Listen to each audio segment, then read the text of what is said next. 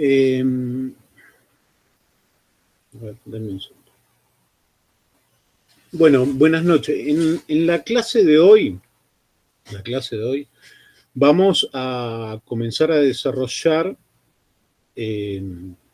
cómo se fue conformando el campo de la didáctica especial de la historia. Es un campo relativamente nuevo, ¿no? Cuando Claudia, que es mi compañera en la cátedra, y yo hicimos el profesorado, que fue más o menos en la misma época, a fines de los 80, realmente teníamos algunas materias pedagógicas y la práctica para recibirnos de profesores. Y sinceramente, en ese momento, los estudiantes lo que planteábamos, me acuerdo una visita que tuvimos muy ilustre a la facultad, digamos, una conferencia que brindó Reina Pastor, que era, fue, no sé si todavía vive, una de las historiadores más importantes de historia medieval, estaba radicada en Francia, daba clase en la Sorbonne, era argentina, y bueno, ya durante los años 80 había desarrollado allí su trabajo y escribía con Georges Duby, es decir, estaba en la cima. Y me acuerdo que tuvimos una conferencia y luego una charla, brindó una charla con los estudiantes, y nosotros le preguntamos qué formación había tenido ella para ser tan buena profesora de historia, y ella nos decía que en realidad era maestra normal y luego había estudiado el profesorado de historia en la UBA y no había tenido ninguna pedagógica. Y eso coincidía con lo que nosotros planteábamos, que en realidad no queríamos pedagógicas, queríamos que nos enseñaran historia y pensábamos que con saber historia ya íbamos a poder ser buenos docentes. Hoy tenemos que decir que, bueno, obviamente estamos en esta materia, si no, no desarrollaríamos nuestro trabajo aquí. Hay una visión distinta, hay una visión totalmente diferente que ha cambiado y que ha cambiado fundamentalmente a partir de las inquietudes planteadas por los estudiantes, porque fueron ustedes los protagonistas de la última reforma que se hizo al plan de estudio, que ya tiene más de 10 años, y donde realmente se incorporó esta didáctica especial de la historia y se le dio una mayor importancia a la práctica docente, que ya no es una asignatura que ocupa un cuatrimestre como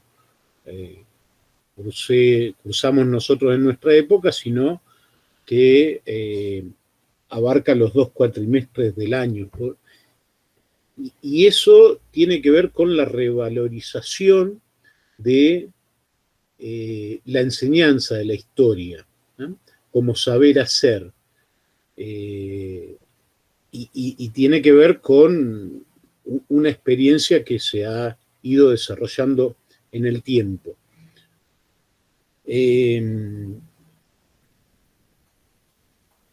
Digamos, a mí lo que me interesaría es que profundizáramos un poco las relaciones que tiene esta materia con otras materias de la carrera.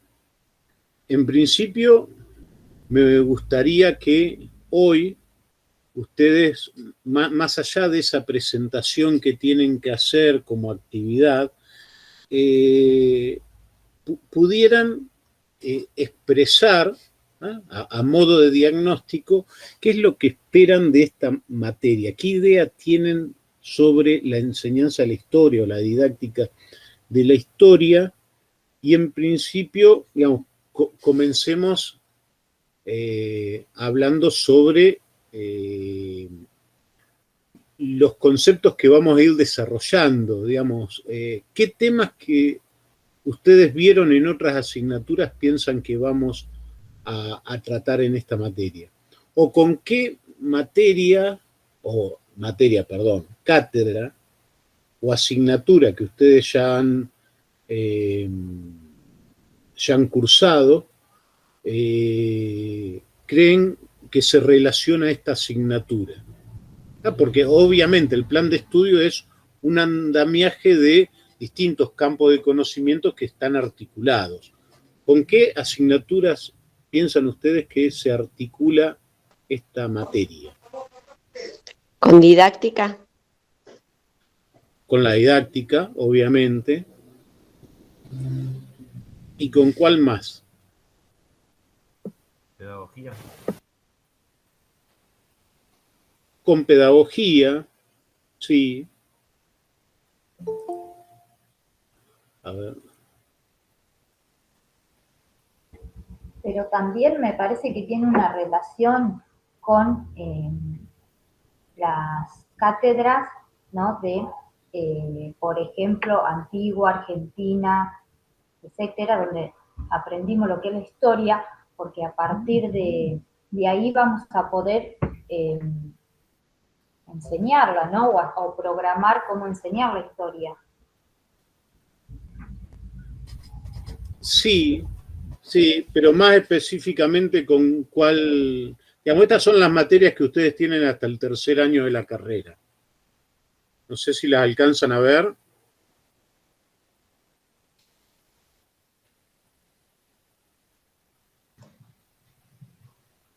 Yo sin haber cursado esta materia y sin saber demasiado, me da la sensación de que vendría a ser como una especie de puente para las prácticas. Sí, es un buen, digamos, es un camino para las prácticas. Sí. Pero además nosotros, digamos, acá hay dos materias, digamos, dos asignaturas digamos, en las que han visto distintos conceptos que ustedes van a tener que ir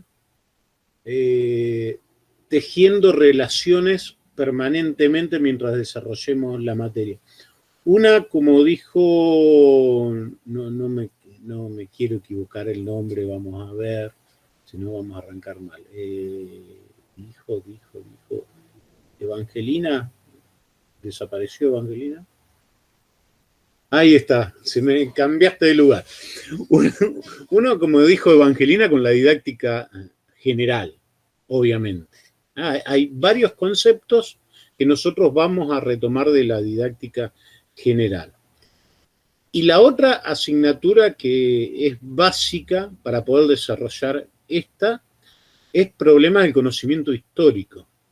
Porque en todo caso, esta asignatura lo que trata es de establecer un puente entre la teoría y la práctica.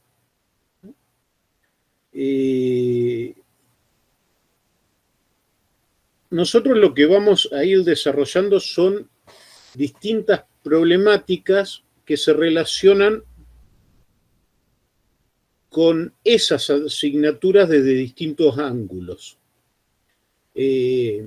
Fundamentalmente, el objeto de nuestro estudio es la enseñanza de la historia, especialmente en el ámbito del nivel secundario, que es donde van a tener las mayores oportunidades laborales la mayoría de ustedes.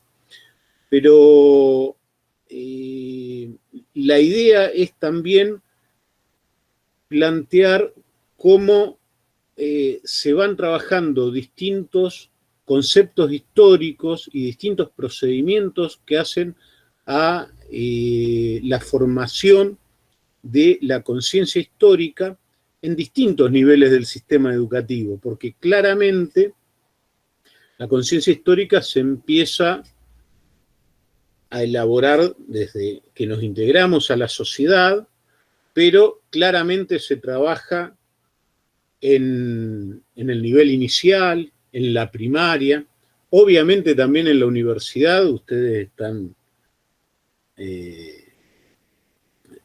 estamos trabajando sobre esto permanentemente en nuestra carrera.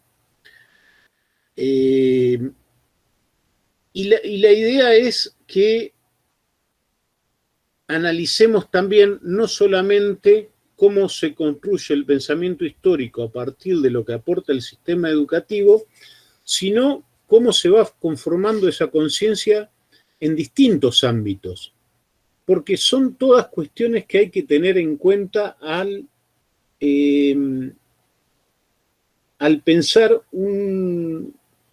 una secuencia didáctica, al pensar una planificación, al proponerse objetivos para llevar adelante la enseñanza de la historia. Porque ¿en qué otros ámbitos se conforma la conciencia histórica además del sistema educativo? ¿Qué otros factores intervienen en la conformación de la conciencia histórica además de las maestras y los profesores, los maestros y las profesoras? La conformación de los sujetos políticos.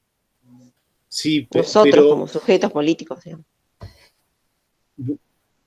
digamos, nosotros, pero en nuestra formación, lo que hemos aprendido de historia, ¿de dónde lo aprendemos? ¿De quiénes lo aprendemos? ¿En qué ámbitos aprendemos historia?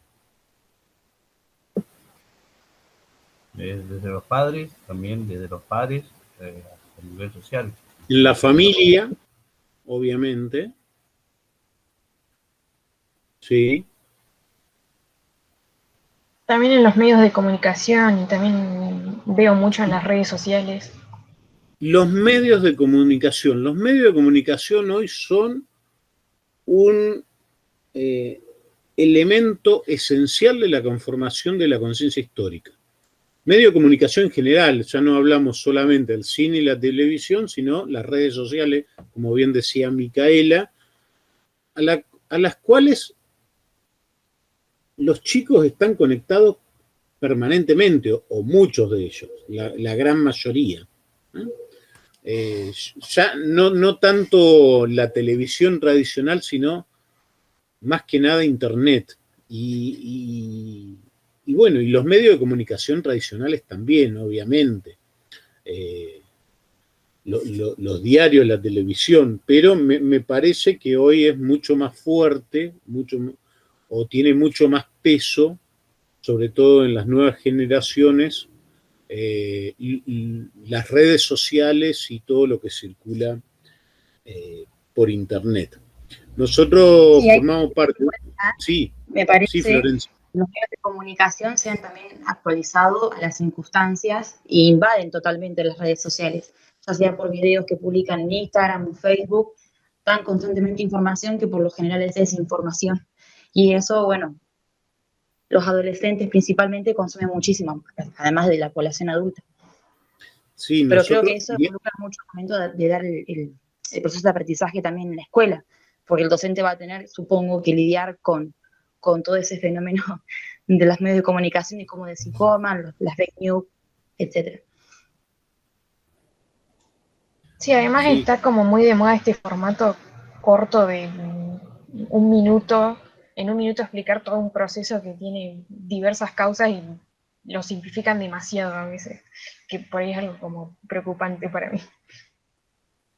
Claro, lo que estamos es, creo, también en un momento bisagra donde hay en las últimas 2 décadas un cambio permanente en los formatos de los medios de comunicación, que hay una convergencia de pantallas, esto que decía Florencia también, los medios se actualizaron, digamos, hoy un diario no es solo un diario, sino que es a la vez una radio, una página en Internet y manda por Facebook y por las distintas redes sociales las noticias, están integrados y va cambiando también las formas de consumo, ¿no? Va alternando también las relaciones entre las personas y las relaciones entre la sociedad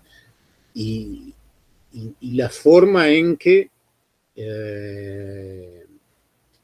nos sentimos cómodos recepcionando la información. Nosotros, digamos, yo soy de una generación que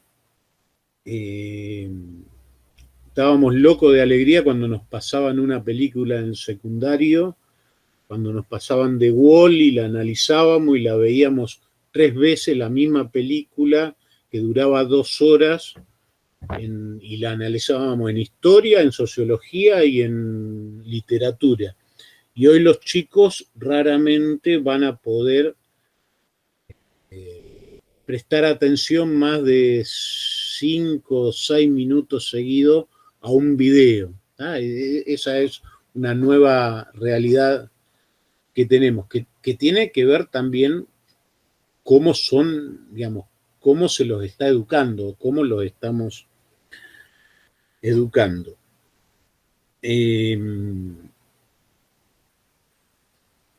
Nosotros lo que vamos a intentar pensar en la didáctica de la historia como un objeto de enseñanza.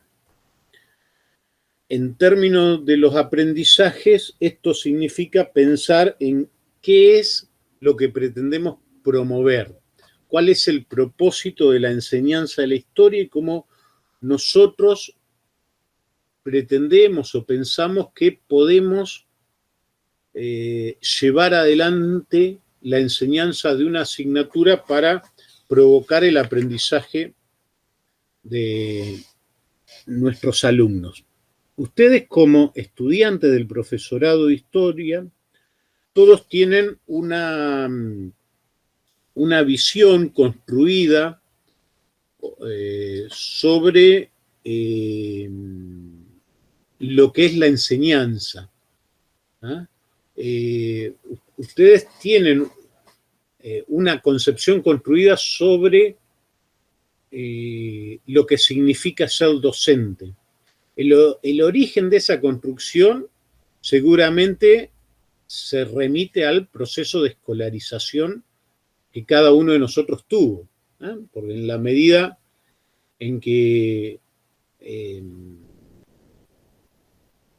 participamos del sistema educativo, vamos desarrollando una concepción o viendo cómo los docentes desarrollan la enseñanza.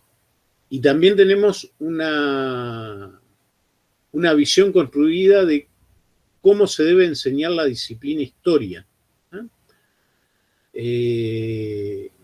Una historia que es importante por el mandato fundacional que tiene la escuela, es importante para la construcción de nuestra identidad como integrantes de una comunidad, fundamentalmente de una nación, ¿no? Porque la escuela se funda justamente o se instituye como obligatoria en el proceso de consolidación de los estados nacionales. Y en ese sentido, la asignatura historia, hay un historiador, me parece que es Mark Bloch, el que decía que las clases de historia en las escuelas, refiriéndose al desarrollo del nacionalismo en las primeras décadas del siglo XX, parecían misas laicas, cumplían la misma función que había cumplido la Iglesia o el sermón en la época medieval, y en este caso, durante el desarrollo de los sistemas nacionales, la enseñanza de la historia como disciplina escolar tenía que ver fundamentalmente con esto de conformar una identidad nacional, con un proceso de homogenización y socialización de las poblaciones. Y cualquier sujeto que haya asistido a la escuela tiene una percepción fruto de ese hacer sistemático o de esa asistencia sistemática a la escuela, tiene una percepción sobre el significado de la enseñanza de la historia.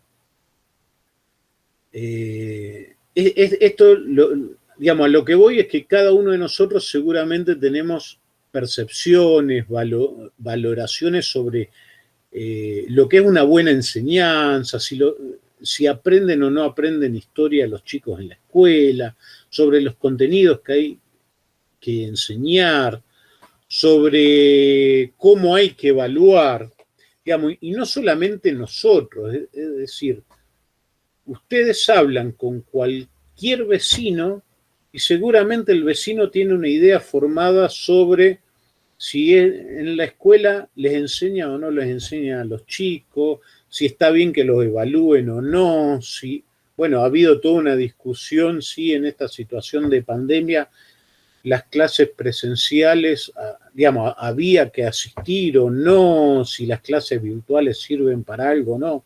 Digamos, es como el fútbol, ¿ah? Es un tema sobre el que todos nos sentimos habilitados a opinar. ¿Por qué? Porque básicamente todos tenemos una idea y todos hemos estado en la escuela. ¿Ah? Y todos pensamos que a partir de eso, más allá de que siempre hemos estado de un lado del pupitre de la mesa, para decirlo más actualmente, todos nos creemos con derecho a opinar sobre el sistema educativo. ¿Ah? No solo con derecho, sino que creemos que lo hacemos adecuadamente o con propiedad. Les voy a leer un pequeño fragmento de Bullock que dice que el proceso para convertirse en profesor empieza mucho antes de que el neófito empiece la carrera de formación del profesorado. El neófito es el debutante o alguien nuevo en el asunto. Empieza en el nacimiento, pero más formalmente con el aprendizaje por observación, sobre el cual llamó la atención Lorty en 1975 y que tan felizmente etiquetó. Esta cuestión hoy en día está más que asumida, aunque lo que sigue suscitando todavía animados debates es qué hacer exactamente con ella. Los estudiantes llegan a la carrera de formación del profesorado habiendo pasado miles de horas sentados en las aulas en su condición de alumnos, aprendiendo y observando presumiblemente en qué consiste la enseñanza. Y algunos de ellos vienen de familias de profesores y han crecido jugando a ser maestros. Como estudiantes, conocen lo que es la enseñanza desde uno de los lados del pupitre y a menudo asumen que también lo conocen desde el otro lado. Su familiaridad con la enseñanza es una bendición y al mismo tiempo una maldición para llegar a convertirse en profesor. Este hecho marca una diferencia importante entre la formación del profesorado y otras formas de educación profesional. Y por otra parte impone una tarea educativa excepcionalmente difícil, cuestión a menudo olvidada por aquellos que pretenden alcanzar una profesionalidad de alto nivel. Así, muchos principiantes entran en la carrera de formación del profesorado con una confianza previa en su habilidad para enseñar, pero sin una apreciación de la complejidad y la incertidumbre que implica la relación entre la enseñanza y el aprendizaje. Estos estudiantes son además reacios a esforzarse por reconsiderar sus perspectivas. Su confianza se explica en parte por la consideración de que la esencia de la buena enseñanza radica en el afecto, y los profesores principiantes son, por encima de todo, personas afectuosas, cálidas, cordiales y comprensivas, o por lo menos se ven a sí mismas como tales. Una ética profesional les motiva a enseñar. Esto digamos, creo que ese párrafo sintetiza algo que todos no decimos, pero sí pensamos, seguramente, ¿no? Digamos, seguramente todos, cuando arrancamos la carrera de historia, no sé las motivaciones de ustedes, pero me imagino que si eligieron el profesorado era porque pensaban y, digamos, creían o creen que pueden ser buenos docentes. ¿Ah? Y que lo que faltaba era los contenidos disciplinarios, ¿o no?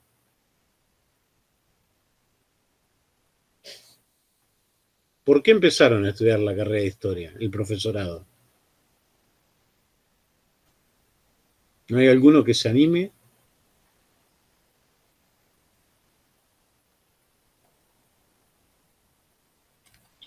A mí me da un poco de vergüenza decir qué pensaba, porque no es lo mismo que pienso hoy, claramente. Cuando yo arranqué la carrera tenía 18 años, cero perspectiva política, no tenía ningún objetivo, por así decirlo. De hecho, siempre dije que era para ganar plata y no. ¡Ah! Y Pero no. qué mal que Por eso digo, me da vergüenza, pero bueno. No, pero hoy en día pienso otra cosa y tengo otra postura con respecto a por qué elegiría de vuelta ser profesora. Pero en su momento no, súper vago el pensamiento. Bueno, no, para que te quedes tranquila, Florencia, digamos, hay un estudio que hizo Tenti Fanfani, que es un sociólogo que quizás lo deben haber visto en alguna asignatura pedagógica, sobre la profesión docente en Argentina en la primera década de este siglo, y él lo que planteaba era que las motivaciones para el estudio de las carreras docentes tenían que ver con esa posibilidad de acceder a un salario que los ubicara mínimamente entre una idealizada clase media, ¿ah? Porque es cierto, sí, que una vez que uno ingresa a la carrera docente, en la medida en que pasan los años, ¿ah? Y puede ir acumulando una cantidad de horas, lo cierto es, digamos, no se van a hacer ricos, pero siempre van a ganar un determinado monto que les va a permitir sostener un nivel de vida medio, ¿eh? Del cual los docentes siempre nos quejamos históricamente, porque los comunicados de los gremios docentes reclamando mejoras salariales y denunciando la crítica situación de los docentes, que estamos en el nivel de pobreza, algo que tiene sus razones, uno las puede rastrear en, digamos, hay posiciones de gremio docente de la primera década del siglo XX, es decir, de 1910 ya es un problema este que plantean los docentes, pero está bien, Florencia. Pero más allá de que vos tenías esa idea, también pensabas que podías ser llegar a ser una buena docente, ¿o no? No sé, sinceramente no me acuerdo mucho qué pensaba en ese momento, pero no era tanto por una vocación, por así decirlo, creo. Sí, por ahí siempre me gustó la docencia, qué sé yo, porque lo veía en mis profes. De hecho, tengo una hermana que es docente y por ahí me gustaba cómo planificaba y ver cuándo hacía sus cosas, pero después no, sinceramente no me acuerdo mucho si tenía así como una inclinación a la docencia por un gusto personal. Siempre dije que quería ser docente y bueno, me metí porque siempre dije eso. Ahora sé por qué sería una docente. Bueno. Pero sí es cierto que, a ver, todos nos sentimos capaces de opinar, o en algún momento nos hemos sentido capaces de opinar, si un docente enseña bien o enseña mal y opinar si lo que enseñan en la escuela está bien o está mal. Eso acordamos. ¿Sí? Sí. Bueno, yo el silencio lo voy a tomar como una afirmación. Sí, profe, es verdad. No sé si se me escucha bien, no estoy Sí, con sí, el micrófono. sí, José. Por ahí, no sé, en mi familia incluso que ni han estudiado para profesorado o para ser docentes, siempre opinan, tipo, enseñar esto está bien, enseñar esto no está mal. En eso estoy con usted. Bien, a ver, lo importante es que esas evaluaciones que hacemos o esas opiniones que tenemos sobre la enseñanza, ¿no? Que a veces la manifestamos inconscientemente o también es cierto, y esto lo vamos a ver después cuando veamos algunas cuestiones más psicológicas o trabajemos con el concepto de polifasia cognitiva, uno no es lo mismo las opiniones o ideas que ustedes manifiestan aquí en una clase de la carrera, del profesorado en la facultad, que las que se pueden vertir en otro ámbito cuando estamos en una cena familiar o en una rueda de amigos tomando algo donde uno se siente, bueno, más libremente o en otro contexto puede emitir opiniones sobre la educación, pero lo importante es que esas evaluaciones que a veces manifestamos en otros ámbitos también marcan fuertemente nuestro propio desempeño como docente, es decir, nos van a condicionar al momento de la práctica pedagógica, en ese momento en que estemos frente a los alumnos. Por eso, digamos, la propuesta que tenemos en la asignatura es tratar de desandar y analizar en sus distintos aspectos lo que es la práctica de la enseñanza de la historia, con el objeto, ¿no?, como lo planteaba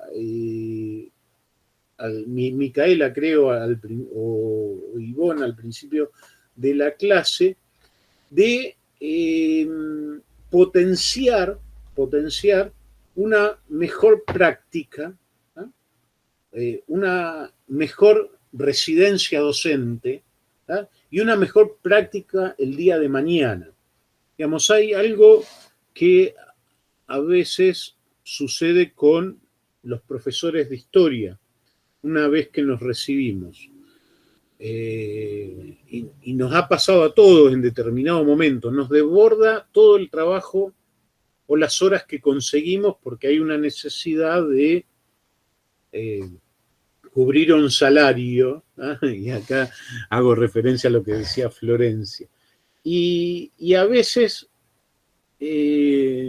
tomamos una gran cantidad de horas, sobre todo les va a pasar los primeros años, ¿eh? Porque tiene que ver con la forma de inserción, la particular forma de inserción en el mercado laboral que tiene nuestra profesión, y tomamos horas de distintos años en distintos colegios con diferentes orientaciones, entonces tenemos que dar 24 materias distintas y no nos alcanza el tiempo para planificar y vamos corriendo de escuela a escuela y no se puede, digamos, hay muy poco tiempo para pensar lo que se va a enseñar. Y lo que le vamos a proponer en esta materia y en la práctica es que aprovechen este espacio para analizar críticamente cada uno de esos momentos, cada uno de esos aspectos que hacen a la enseñanza de la historia, para tratar de incorporarlo como una práctica. Y acá hay una simbiosis y una relación dialéctica entre lo que es la teoría y la práctica que necesariamente va a tener que acompañar todo el ejercicio de la docencia si pretendemos ser buenos docentes y llevar adelante buenas prácticas educativas. En ese sentido, nosotros pensamos que no hay una gran digamos, no hay diferencia entre teoría y práctica.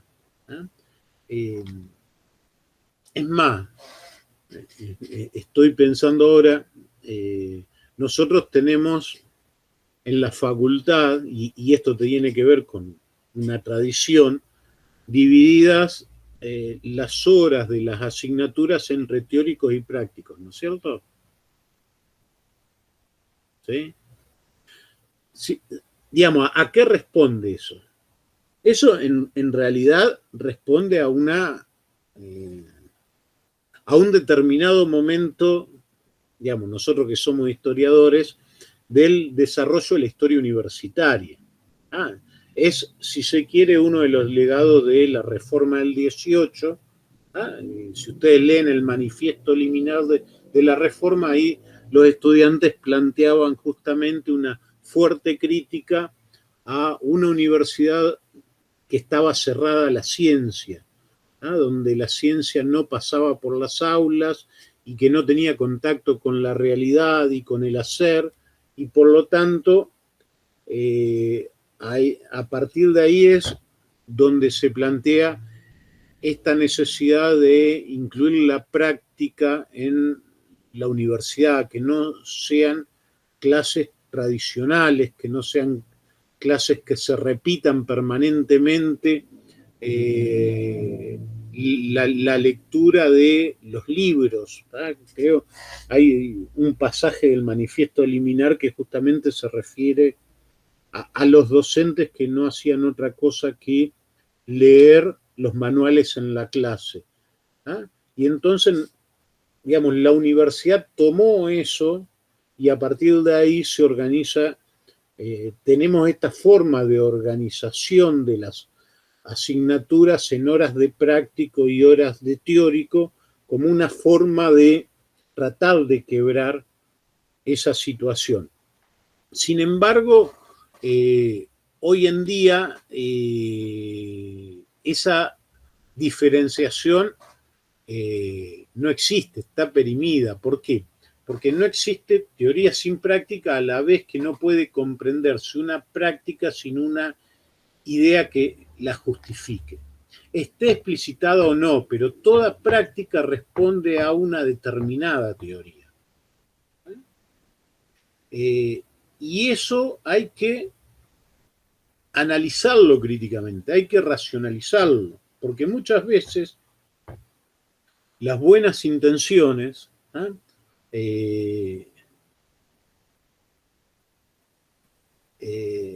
yo, digamos, no voy a dar un caso en particular, pero pasa y nos pasaba ahora, los alumnos o los estudiantes van a hacer la práctica y tratan de darle una fuerte impronta transformadora, es decir, no queremos la clase tradicional, no queremos, hay una fuerte crítica a lo que es el reproductivismo, la función reproductora que tiene la escuela. Sin embargo, al momento de ir a desarrollar la práctica, lo que hacen es dar una clase expositiva tal cual en realidad la han recibido generalmente en el sistema universitario. Porque la mayoría de las clases de los docentes, bueno, ahora yo me estoy excediendo bastante, son positivas, ¿no es cierto? Son bastante tradicionales. Pero bueno, eso pasa por una falta de discusión sobre esto. Que a veces no está mal, después lo vamos a hablar, porque hay clases expositivas que en determinados momentos son necesarias. pero cuando ese es el último recurso, ahí nos encontramos con un problema.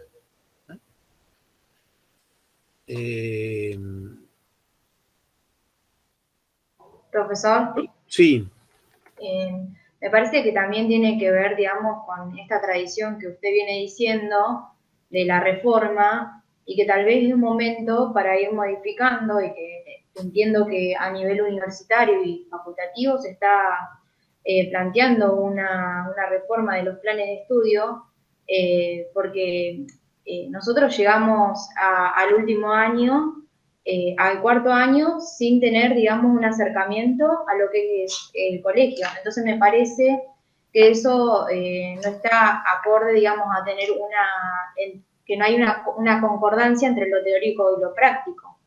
Si bien el plan de estudio está elaborado como para que eso exista, una concordancia entre ambas prácticas, en lo concreto no se ve. Y por eso tal vez nosotros llegamos al quinto año a las prácticas para reproducir lo que conocemos.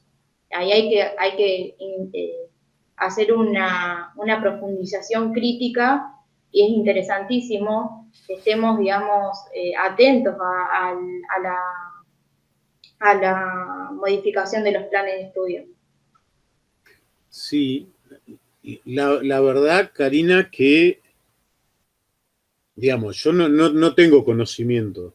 Digamos, en los ámbitos que yo participo, en el departamento o en el consejo que escucho las reuniones, no sabía que se estaba trabajando sobre la reforma del plan de estudio. Pero sí es cierto que en la última modificación se empezó a implementar el campo de las prácticas, que es un espacio que, como vos decís, prevé o fomenta justamente el que los docentes tengan que incorporar a las distintas asignaturas,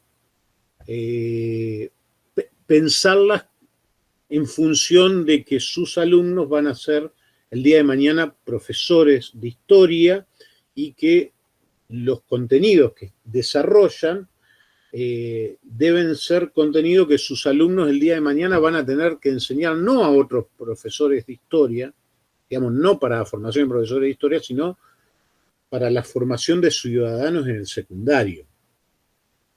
También es cierto que estamos en una situación especial. Nosotros en esta asignatura, en particular en didáctica, hacíamos todos los años una práctica en la escuela. Es decir, en el cuarto año tienen práctica en la escuela. Lo que sucede que en este contexto de pandemia,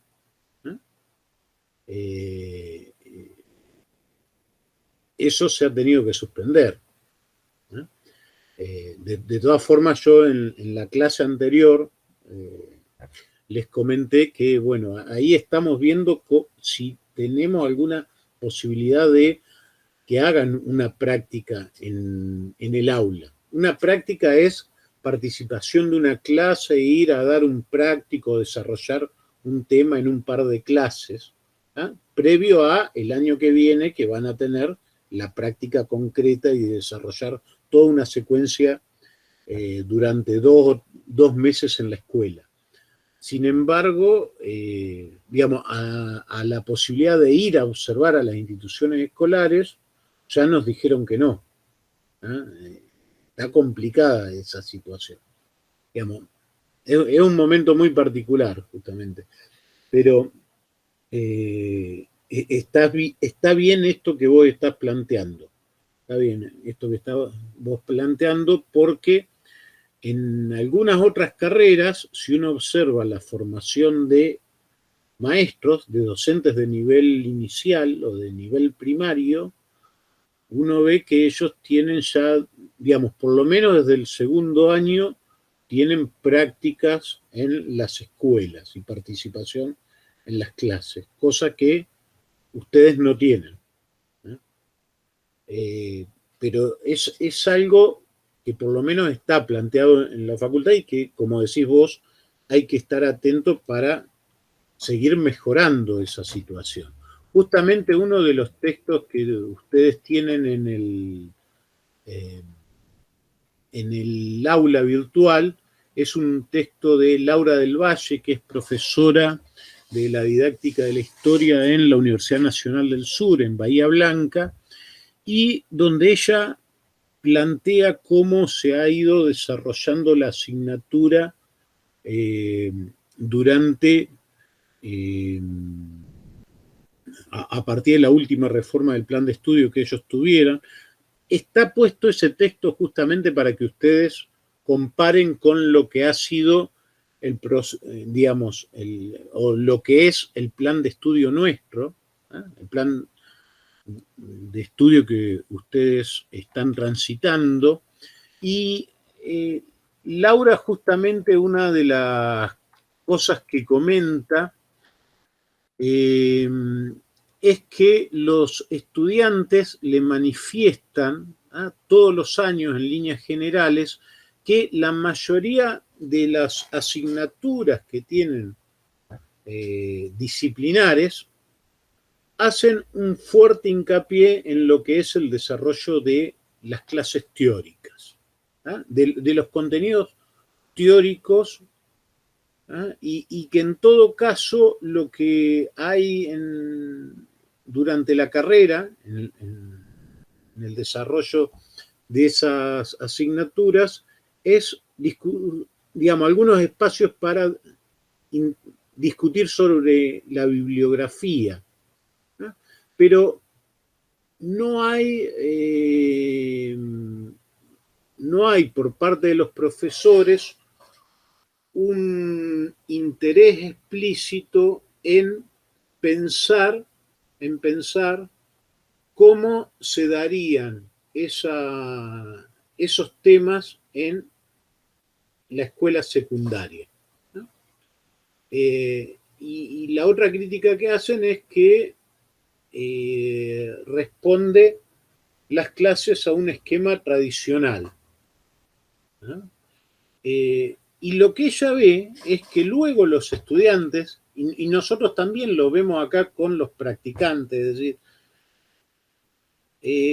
cuando empiezan a preparar la práctica, y empiezan a pensar, digamos, más allá de que planteen que es necesario llevar adelante un tipo de clase que no sea tradicional, lo que hacen es organizar primero una introducción donde desarrollan todo un tema y en la cual no intervienen los estudiantes, ¿no? Eso sería como una presentación del tema, ¿no? Y donde el practicante explica y desarrolla el tema. Luego reparte un par de fuentes, ¿no? Para que los estudiantes analicen y confirmen unas preguntas que le hacen sobre esas fuentes,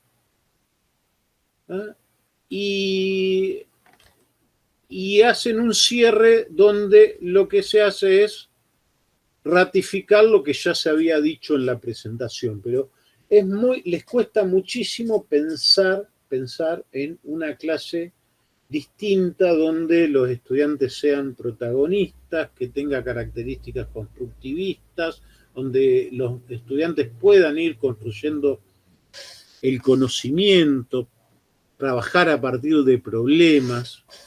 Y lo mismo plantean otros estudios. Ahí en ese texto, Laura del Valle recoge una afirmación que hace Gonzalo de Amézola, ¿no? Sobre sus estudiantes del profesorado de historia de la práctica en la Universidad de General Sarmiento, donde dice: los estudiantes comparten en términos generales la opinión de que la enseñanza ha empeorado en los últimos años, que cada vez se enseña peor en la escuela. ¿Y cómo hacen ellos para hacer una mejor enseñanza? Lo que plantean los estudiantes cuando hacen sus prácticas es tratar de remediarla haciendo armando una explicación, ¿ah?, con los conceptos, con los últimos conceptos que vieron en cada una de las asignaturas. Y lo que suele suceder es que los estudiantes de secundario no entienden la mayoría de las cosas que tratan de explicarle los practicantes. Ese es un problema. Bueno, ahí tienen ustedes el texto para poder profundizar esto. Y Laura del Valle lo que, digamos, lo trae a colación, ¿no?, una frase de Jean Pagès, ¿ah?, que es un profesor catalán que murió el año pasado, y que dice, Jean Pagès, dice: no es habitual que los historiadores universitarios piensen en la formación de sus alumnos como profesores de enseñanza secundaria, ni tan siquiera que tengan inquietudes y preocupaciones didácticas. Son pocos los profesores y profesoras de historia en la universidad que creen que existe un campo de problemas y una disciplina que tiene por objetivo investigar sobre la enseñanza y el aprendizaje de la historia en cualquier contexto educativo. Y también, por supuesto, en la universidad. Dice Pagès: son pocos los profesores que crean que haya que formar a los futuros profesores para que aprendan a enseñar historia. Y en ese sentido, hoy, al contrario de lo que, y esto me hago cargo de lo que yo pensaba hace 30 años atrás, cuando ingresé a la carrera de historia, digamos, sí sigo sosteniendo, como creo que la mayoría de los que estamos en este campo compartimos, que saber historia es imprescindible para enseñar historia. Es decir, la disciplina hay que saberla para poder enseñar. Pero, acá viene el pero, la enseñanza de la historia no produce buenos resultados si no se sabe enseñarla. El saber la disciplina no garantiza en sí mismo una práctica, una buena práctica, una práctica de calidad. No significa que mis alumnos aprendan historia. Que yo sepa muy bien la disciplina no garantiza que mis alumnos aprendan historia, porque existen claramente otros componentes, otros factores que son importantes, y que surgen de la relación entre la historia y la enseñanza. Eso me parece hoy que, por lo menos los que estamos en el campo de la didáctica de la enseñanza de la historia, lo tenemos bastante claro. Yo, como les decía hoy, este es un campo bastante nuevo. La asociación, por ejemplo, la Asociación Argentina de Profesores Universitarios de la Enseñanza de la Historia, tiene alrededor de 20 años. Desde entonces se realizan cada 2 años congresos. Se han desarrollado muchos proyectos de investigación en enseñanza de la historia en los últimos años y se han consolidado grupos de investigación de historiadores que se dedican a este campo, ¿no? Y eso se ha ido materializando en una maestría de la enseñanza de la historia que está en la Universidad de 3 de Febrero, y ahora un doctorado en enseñanza de la historia que está terminando de acreditar la CONEAU en la Universidad del Comahue. Y en este sentido, ha sido muy fuerte la impronta, ¿no?, o la influencia que han tenido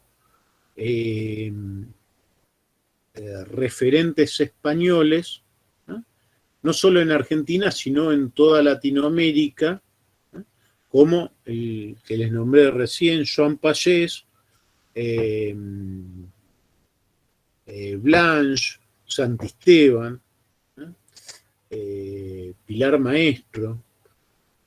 Hay muchos referentes españoles que han hecho un arduo trabajo en toda Latinoamérica, no solamente en Argentina, sino en Colombia, Chile, Brasil, México, y han ido constituyendo redes de investigadores y profesores de enseñanza de la historia y las ciencias sociales, ¿no?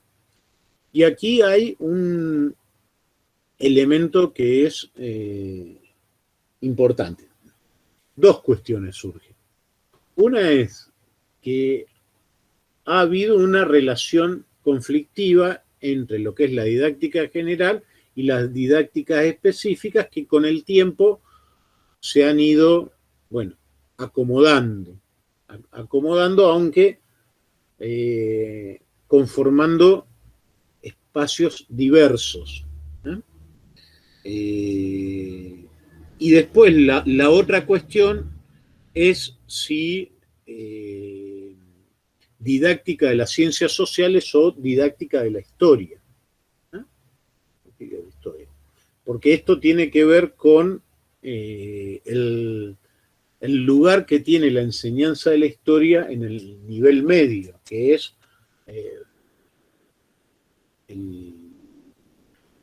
el principal núcleo de nuestro campo de estudio, nuestra principal preocupación, ¿eh? ¿Por qué nuestra principal preocupación? Porque es donde nuestra influencia como docentes de historia alcanza un número significativo de ciudadanos y contribuye a la conformación de la ciudadanía. Es decir, los profesores de historia que damos clase en la universidad, que dan clase en la universidad, le damos, digamos, contribuimos a la formación de un grupo muy limitado de ciudadanos que son ustedes, son los estudiantes del profesorado de historia. En cambio, los profesores que están en el nivel medio, digamos, contribuyen a la conformación del pensamiento crítico y del pensamiento histórico, de la conciencia histórica, de un grupo mucho más amplio, ¿eh? Sobre todo a partir de la obligatoriedad de la enseñanza secundaria, de la extensión de la obligatoriedad de la enseñanza secundaria. Esto es claro. Entonces, ahí está el principal núcleo de nuestro campo disciplinar.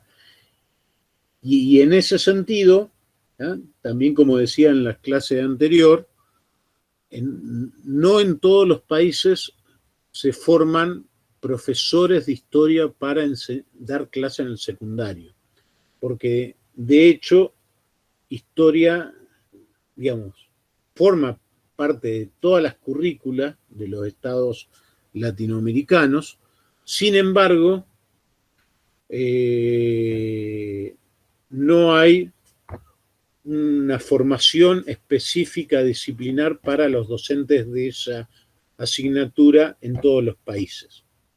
Nosotros lo mismo podríamos decir con respecto a otras asignaturas del secundario que no tienen profesores con formación específica prácticamente, ¿no es cierto? Es decir, para asignatura de historia hay profesores de historia, para geografía hay profesores de geografía, para lengua y literatura hay profesores de letras. ¿Qué otras disciplinas nosotros estamos habilitados para dar y donde no hay formación de profesores específica, en cantidad, porque hay alguna cantidad. Economía, formación ética y ciudadana, Bien. sociología. Construcción de ciudadanía, fundamentalmente. Sociología, hay profesores de sociología. Lo mismo de profesores de comunicación, ahora hay muchos. Economía, puede haber profesores de economía, son los mismos, digamos. La Universidad de Río Cuarto formaba profesores de economía y ciencias sociales, pero lo cierto es que construcción de ciudadanía, que es una asignatura que está en prácticamente todos los años y que tiene mucha carga horaria no, digamos, repartida entre los distintos años, no hay formación de profesores específicos para dar construcción de ciudadanía. Sin embargo, en otros países, por ejemplo, en el caso de Colombia, ellos forman docentes que tienen el nombre de licenciado para dar ciencias sociales, es decir, pueden dar historia, pueden dar geografía, pueden dar economía, pueden dar construcción de ciudadanía. Ellos tienen una... ¿no?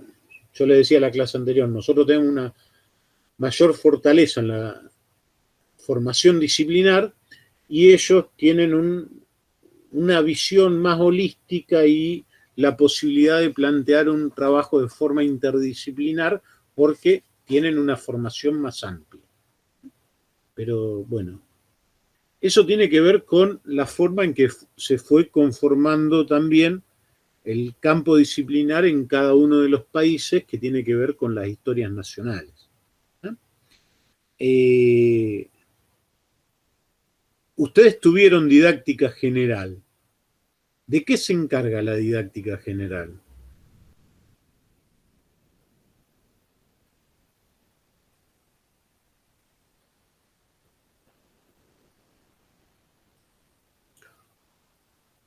Ustedes vieron algo de esto. Así lo puedo poner.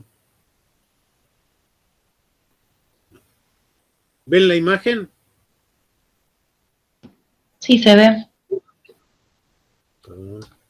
Ahí está. Bien, ¿qué es esto? Esto lo vieron en didáctica. Cuando vieron los antecedentes de la conformación, ¿de dónde surge la didáctica?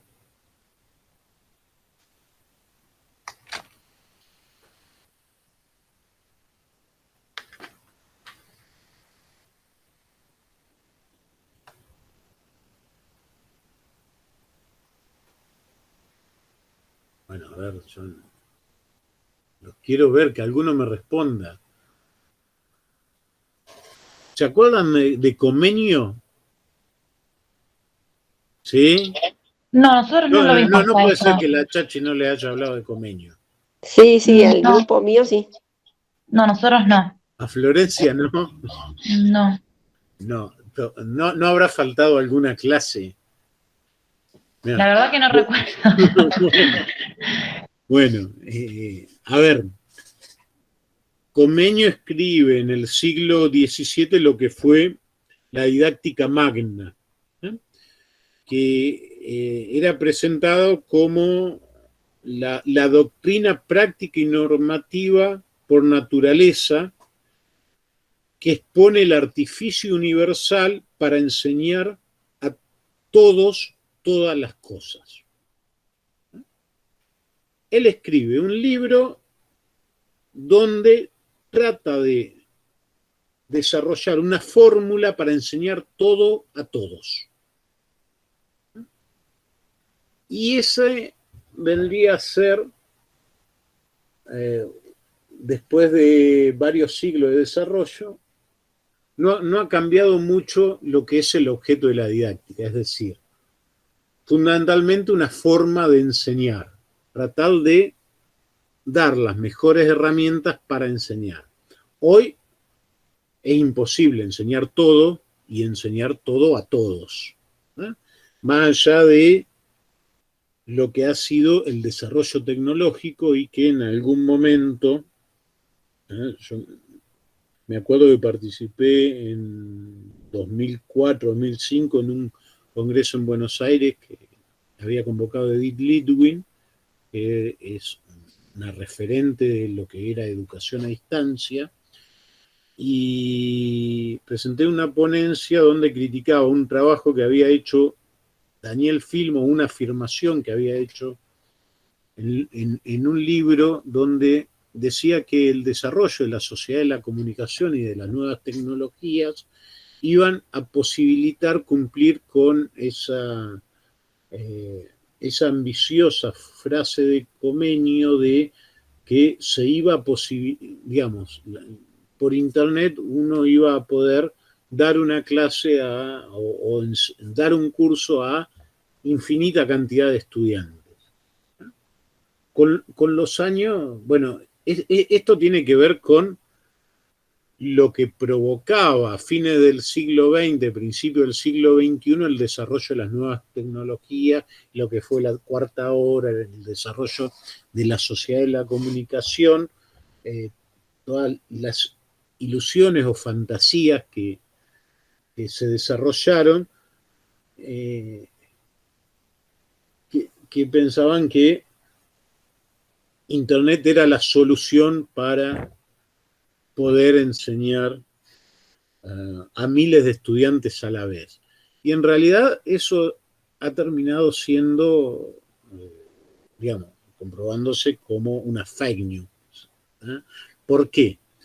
¿Qué les parece a ustedes? ¿Se puede desarrollar un curso así que lo pueda hacer todo el mundo?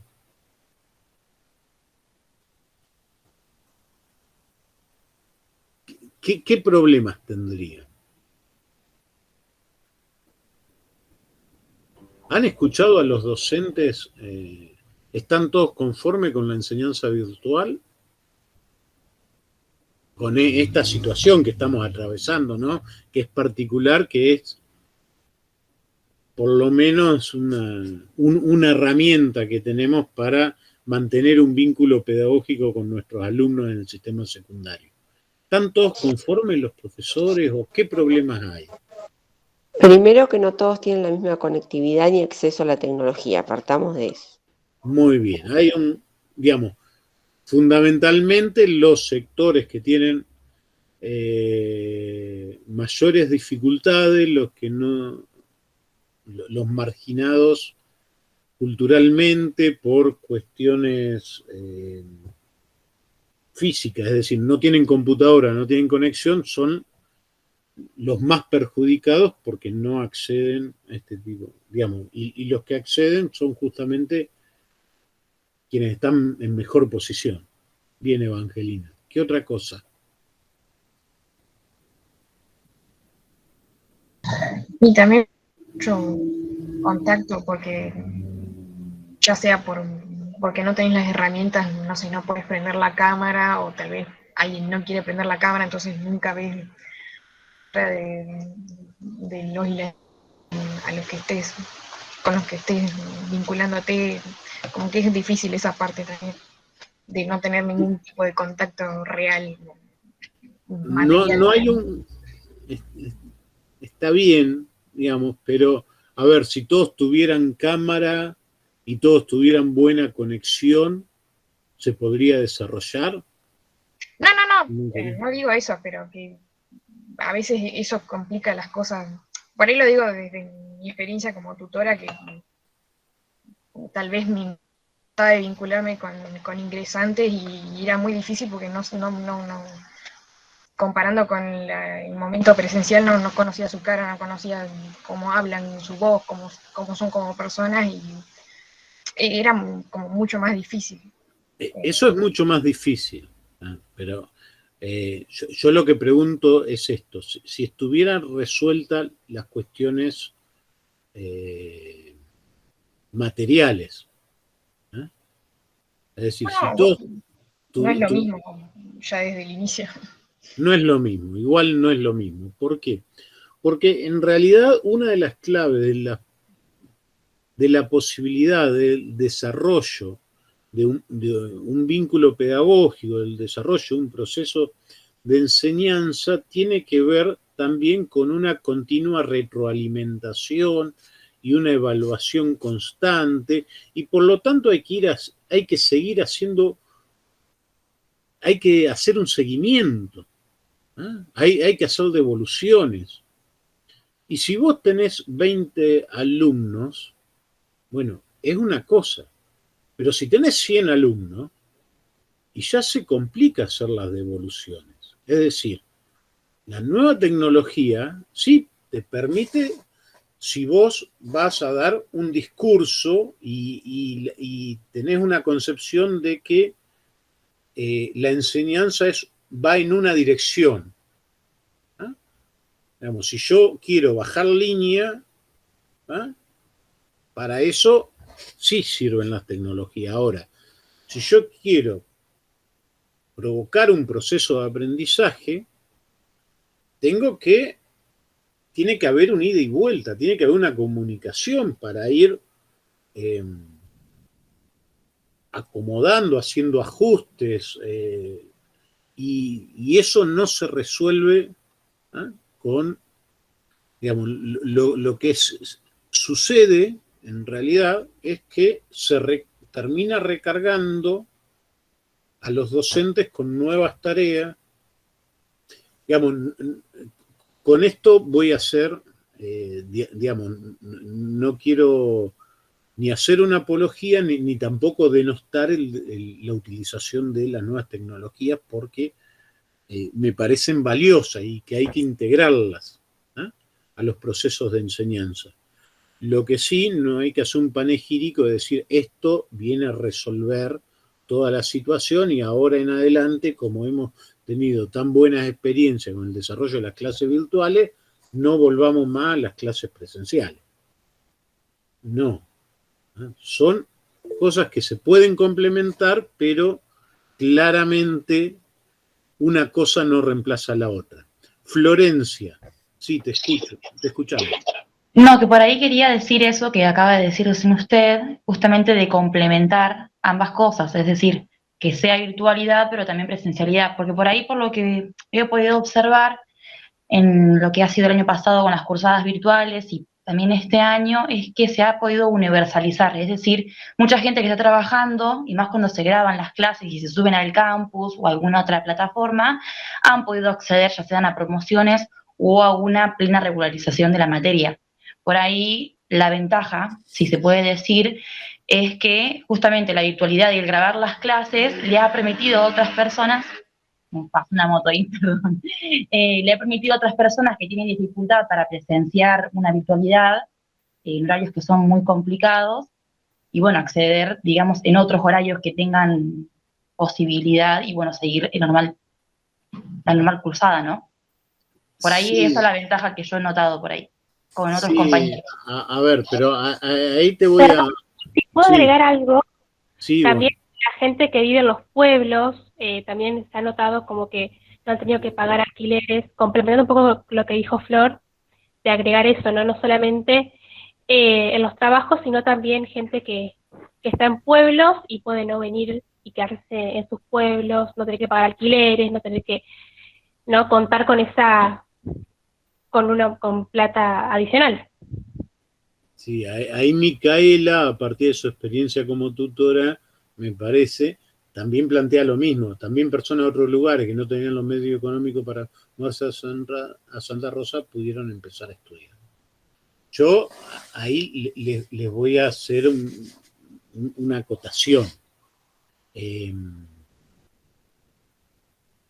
principio, no es lo mismo la clase virtual o ver la grabación de la clase que participar de la clase. Y no es lo mismo verla en forma virtual que participar presencialmente. Si fuera lo mismo, a ver, podríamos grabar las mejores clases, elegir aquel profesor que puede armar y armar un equipo de edición para dar una clase perfecta, ¿eh? la colgamos en internet y repetimos todos los años las mismas clases. Es decir, yo les pongo las grabaciones de las clases que hice el año pasado y este año me echo a dormir hasta que se den cuenta en la facultad que estoy haciendo eso, y como soy interino me dicen, mira, no te necesitamos más porque ya tenemos las grabaciones de tus clases. Ahí corremos con un peligro. Después vamos a ver nosotros unas corrientes que se desarrollaron en los años 60, que tenía que ver también con el desarrollo, con el desarrollismo, que son las corrientes tecnocráticas, donde planteaban que, digamos, tenía un paradigma tecnológico donde había que plantear unas clases que se podían realizar a distancia con unas actividades, y en todo caso no se necesitaban docentes, sino con unos tutores que acompañaran el desarrollo de la clase. Listo, con eso se resolvía la cuestión educativa. No es así, porque en realidad todos los grupos tienen sus particularidades, ¿ah? Porque no todos los estudiantes son iguales, ¿ah? Eso en primer lugar. Y en segundo lugar, está buena esta situación, digamos, en esta situación de emergencia, el recurso de las clases grabadas, digamos. Tampoco reniego de eso. Y es importante, y celebro de aquellos estudiantes que no tienen las posibilidades económicas, digamos, o están en otro pueblo. Bueno, esta situación les permite comenzar una carrera. Pero acá les voy a recordar una discusión que tuvimos en el consejo directivo. Bueno, yo era consejero directivo, estudiante, hace muchos años, cuando se inició la carrera de la licenciatura en Ciencia de la Educación en General Pico. Y ahí digamos, vieron que está la licenciatura, no están los profesorados. Y eso tiene que ver, digamos, y de hecho, más allá de que es a distancia, la gente tiene que viajar cada 15 días, digamos, a Pico, o tenía que viajar. Ahora en esta situación tampoco, no lo hace, pero a tener clases en Pico. Y nosotros lo que discutíamos ahí es que en realidad, más allá de la enseñanza de la disciplina, ¿no?, o el aprendizaje de una profesión que uno realiza en una carrera de grado, la universidad ofrece también a quienes pasan por la universidad y a quienes no llegan a terminar una carrera, toda una serie de saberes que hacen a la formación como ciudadanos, a la posibilidad de organizar, de analizar críticamente, de leer críticamente, que se aprende en los pasillos, se aprende en la relación con otros compañeros, estudiando y compartiendo ahí un box de estudio con otros estudiantes, y que permite desarrollar toda una experiencia política que hace a la formación universitaria. Y claramente, digamos, esto es estudio sociológico. De hecho, hoy le dije Tenti Fanfani, ahora no recuerdo cuál es el sociólogo, pero hay estudios que marcan que aquellas personas que estuvieron 2, 3 años asistiendo a la universidad, más allá de que no hayan alcanzado un título de grado, el solo hecho de haber participado en el ambiente universitario les permitió adquirir una serie de herramientas que le permitieron unos mejores desempeños en su vida laboral, en su vida política, en el sindicato, en sus relaciones sociales. Y todo eso, digamos, con esto de la virtualidad, si no está, se pierde. Y es algo importante. Digamos, el pasillo, digamos, uno nota cuando toma los exámenes. estoy también en procesos. Bueno, se nos anotaron un montón de chicos que cursaron este año. Realmente no sabían cómo preparar el examen, vinieron a la clase de consulta, ¿no? Digamos, no sabían que tenían que preparar un tema, les cuesta muchísimo, y esas son cosas que seguramente si hubiese estado en la universidad, hubiesen presenciado, hubiesen conversado con algún otro estudiante que ya había rendido, alguien le hubiese dado, y es muy difícil todo eso transmitirlo mediante las redes sociales. Pero bueno, está bien que por lo menos en esta situación tan especial que estamos viviendo, por lo menos tengamos esta herramienta. Profe. Sí. Ah, perdón. No sé. Karina. No, yo quería decir que coincido con lo que dicen las compañeras, de que ha tenido algunos pros, pero pensando, digamos, a nivel universitario, sin sacando, digamos, lo que ha sido a nivel secundario y primario, me parece que principalmente para los y las estudiantes de primero y segundo, este tipo de formato ha sido totalmente desfavorable porque no han llegado a tener el vínculo pedagógico que se requiere en esos primeros años en la inserción a la vida universitaria. Y de hecho muchos estudiantes que comenzaron abandonaron no solo por el hecho, digamos, de lo económico, sino, digamos, porque el traspaso de lo que les significó la secundaria a la universidad, ese apoyo que se necesita, digamos, y que todos y todas lo tuvimos en un inicio, no lo tuvieron. Por eso hoy se está hablando de que cuando se dé el retorno, a quien se va a dar prioridad son a esos años, a los primeros y a los segundos. Me parece que eso también es importante, el vínculo pedagógico, porque no es lo mismo nosotros que ya estamos terminando y que ya tenemos, digamos, una dinámica educativa muchísimo más avanzada que esas personas que no pudieron, digamos, tener la experiencia. Sí, totalmente de acuerdo. Florencia, ibas a decir algo y después Micaela. No, yo por ahí quería ser enfática en esta cuestión de decir que estaría bueno el día de mañana, ¿no? Cuando vuelva la presencialidad y demás, complementar también la herramienta de virtualidad. Por ahí era eso lo que quería decir. Está bueno esto y se tiene mucha razón cuando ustedes hablan de que es cierto el vínculo pedagógico y es necesario un contacto cara a cara y estar, digamos, físicamente en la universidad.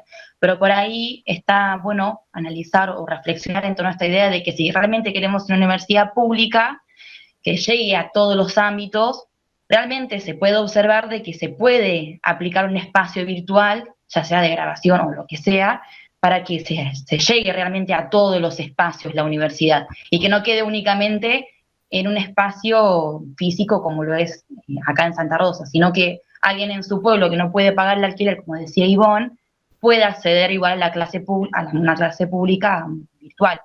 Por ahí era eso, es decir, complementarlo el día de mañana, ambas herramientas. Era eso nada más. Bueno, Micaela había levantado la mano y yo después te contesto. Sí, yo en realidad iba a decir más o menos lo mismo que Flor y acuerdo mucho con Cari porque en la tutoría se vio mucho eso y sobre todo yo fui tutora en 2020 justo cuando empezó la pandemia y también que justo ese año, no sé bien por qué cuestión, en vez de 2 tutores y tutoras en procesos estaba yo sola, que solamente se había seleccionado un tutor o una tutora. Sí. Entonces que las estructuras también de las materias de primero no estaban pensadas bajo ningún punto para sostener una cursada virtual, porque eran 100 estudiantes, 100 y pico, no me acuerdo cuántos eran, y era casi imposible poder manejar ese número. Entonces, como que sí, siguiendo lo que dice Flor, como que esta es una instancia de aprendizaje cuáles son las cosas a rescatar y cuáles no, digamos, para lograr un sistema que pueda llegar a la mayor cantidad de personas posible, que la universidad pueda llegar a la mayor cantidad de personas posible sin perder el pasillo, digamos, el contacto y todas las herramientas que nos dan el contacto personal, digamos, más allá de las pantallas. Sí, yo lo que quiero decir, y después te dejo, Cari, a ver, yo estoy de acuerdo que tiene que llegar a más gente, pero la herramienta no es esta. La herramienta son becas, digamos, ojalá tener una sociedad con menos distancias sociales, donde estemos mejor y todos puedan ir a la universidad a estudiar. Pasa por ahí. No que cada uno en su pueblo, desde ahí, porque, digamos, una cosa es realizar un posgrado, digamos, pero, a ver, desarrollar una autonomía para llevar adelante una formación profesional, imagínense, vamos a formar docentes. ¿Ustedes se imaginan formar un docente o que alguien va a ser profesor y nunca ha pisado una escuela o una institución educativa? Eso es medio complicado. Karina.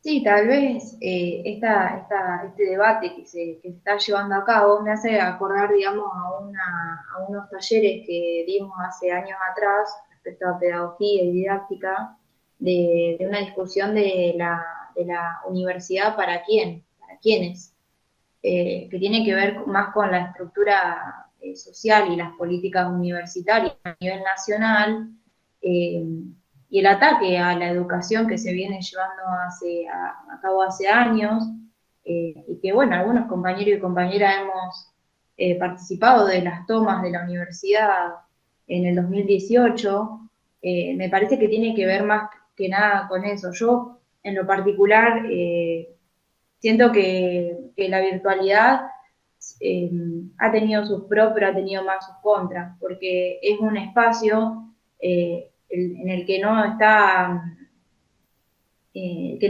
digamos, debatido, discutido y llevado adelante de la mejor manera, sino que, y principalmente en el año 2020, fue muy a los tuntún, y la verdad ha tenido, por ejemplo, lo que fue en las discusiones del Consejo Directivo, muchísimos debates que a los estudiantes hemos salido muy desfavorecidos con respecto a mesas de examen, con respecto a cursadas. Entonces, qué sé yo sí profundizaría tal vez un debate más en torno a la universidad para quiénes y quiénes hoy acceden a la universidad y quiénes no están accediendo a ella, separado de lo que es la virtualidad en el caso pandémico, sino tal vez después buscar herramientas como para que la universidad y la educación en general sea para todos y todas. Bueno, mayormente coincidimos. Yo lo que también quiero remarcar es que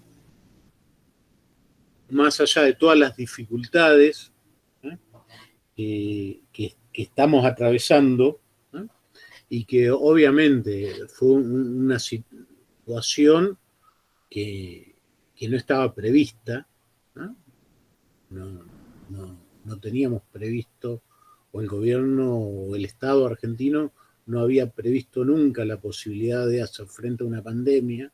Hay una situación totalmente novedosa. Si hay que sacar algo bueno de todo esto es que, bueno, todos los docentes hemos reflexionado sobre el uso de las tecnologías. Y está bueno hacerlo y está bueno integrarlas además porque son las herramientas que utilizan los chicos, fundamentalmente. Entonces, van a ver durante el desarrollo de este curso que vamos a trabajar también con recursos que tienen que ver con las nuevas tecnologías, pensar también que son una alternativa para el desarrollo de la conciencia histórica, que tiene mucha potencialidad para fomentar el crecimiento del pensamiento divergente, de relacionar el pasado con el futuro, de conectar nuestros problemas actuales con el pasado y proyectarlos hacia adelante. Nosotros eso lo trabajamos el año pasado y lo vamos a seguir trabajando en este momento. Lo que vamos a hacer mañana, les voy a terminar de cerrar este tema, de la relación entre la didáctica general y la didáctica específica, y voy a avanzar sobre cómo se fue conformando el campo de la enseñanza de la historia como disciplina escolar. Vamos a avanzar sobre eso. Mañana vamos a tener la clase en el mismo formato, en el mismo link, como había propuesto Juan Pablo, que utilizáramos el mismo link. Mañana va a ser el mismo link. Ahora les va a llegar de nuevo no sé, porque cada vez que creo una clase me parece que les manda un correo, ¿no es cierto? Debo estar muy hincha con los correos, perdonen, pero bueno. Manda las notificaciones, pero si a alguno no le llegan las notificaciones va a ser en el mismo lugar. Así que, si les parece bien, seguimos mañana a las 2 de la tarde, de 2 a 4. ¿Sí? Bien, sí. Sí. Por ahí llego 5 minutos. Yo termino clase en el secundario, tengo hasta el primer módulo, hasta las 2 menos 5. Así que en una de esas, espérenme, si no llego a las 2, son entre 2, 3 minutos por ahí, me conecto. Bueno, nos vemos mañana. Chao. Chao, chao. Chau, hasta luego. ¿Cómo grabar?